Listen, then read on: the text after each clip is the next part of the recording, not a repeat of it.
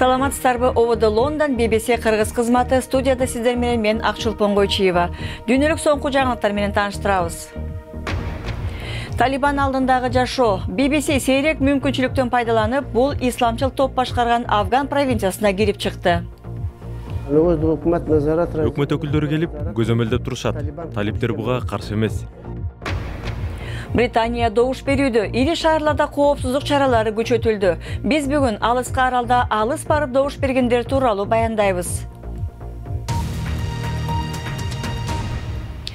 Батыш мамлекеттери Афганистанга кирип келип, талиптерди өлкөдөн сүрүп чыгарууга аракет кылган учурда Хелманд провинциясынын түштүгүндө катуу кармаштар болуп өткөн. Эми Хелманд аймагында жайгашкан батыш күчтөрүнүн көбү чыгарылган соң, талиптер алдырган жерлеринин көбүн кайра тартып алышты. Ошондон бери талиптер башкарып келген бул аймактагы жашоо тууралуу сырткы дүйнө көп биле бербейт. Кабарчыбыз Аул Ие Атрафи талиптердин баш калаасы болгон Муса калаага баруу мүмкүнчүлүгүн алган. Эмесе анын баяндамасын көрөлү. Талиптер көзөмөлдөгөн аймакка кирип келдик. Бул жакка тез эле жеттик. Болгону кан жолдон бурулуп айдасак эле кирип келип калдык. Бурандыларга айланган сан күндөн өтүп Муса калаага багыт алдык. Бизди талиптердин өкүлү коштоп жүрөт.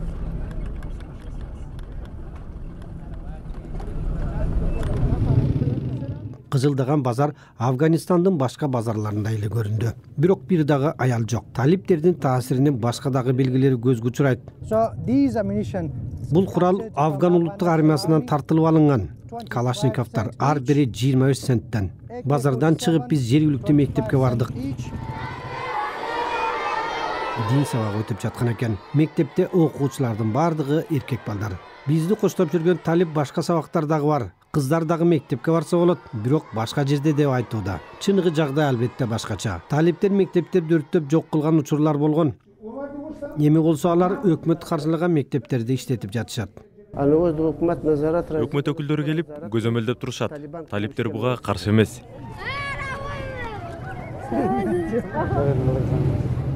Талиптер жалгыз гана мектептерди өз колуна албастан бейтапканаларды дагы башкарышат.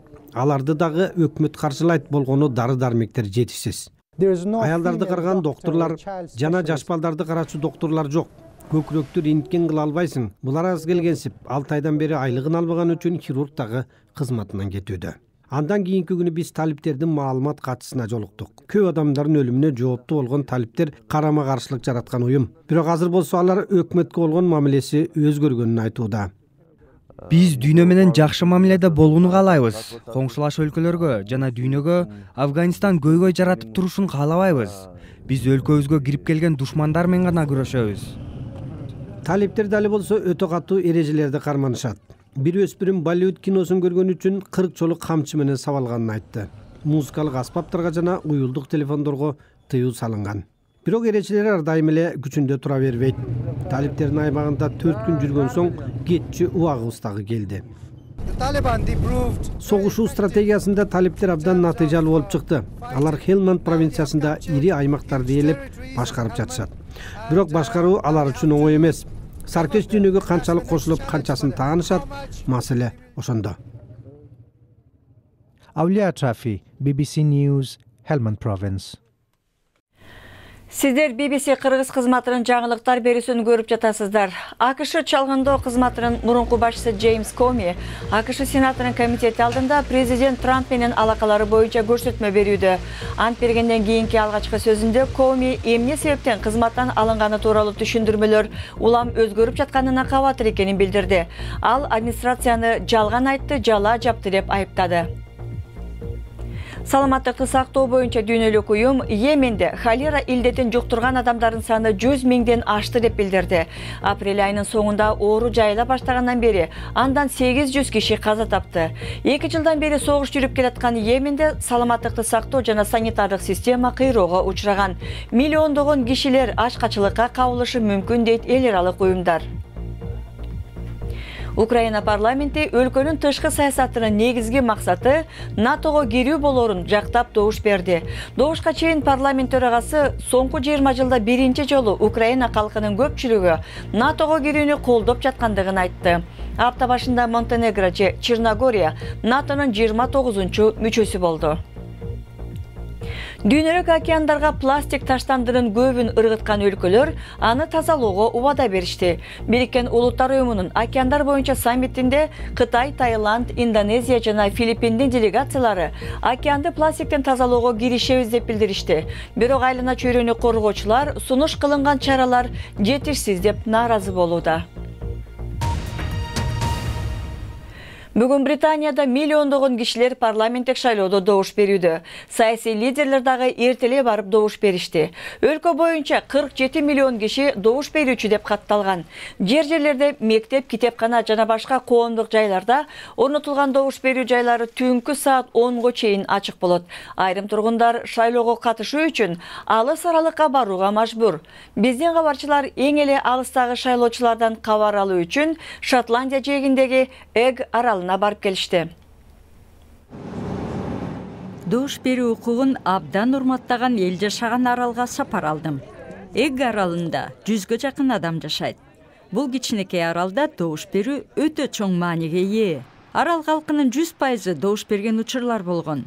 Почта аркылуу добуш бергендин саны да көбөйүүдө. Бирок жашоонун агымы бул жерде башка. Мен шайлоо түйүнүнө барып добуш берем. Кагазга калем менен белги койгондо өз салымыңды кошуп жаткандай сезим пайда болот. Ал сезимди эч ким тартып албайт. Чарли Галли аралдагы жалгыз эле такси айдоочусу.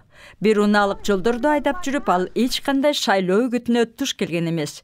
Бирок ага көп камсанабайт. Үгүт иштерин көрбөй калганыма эч кейбейм. Тескерисинче ар берүүдө кыдыргандар элди тазатат. Себеби сен кимге добуш берериңди билесиң.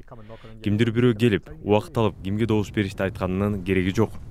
Бул жерде жергиликтүү бийлик бар. 20 жыл мурун тургундар бул аралды сатып алган. Демек, улуттук бийлик эсептелген парламентке алардын мамилеси кандай?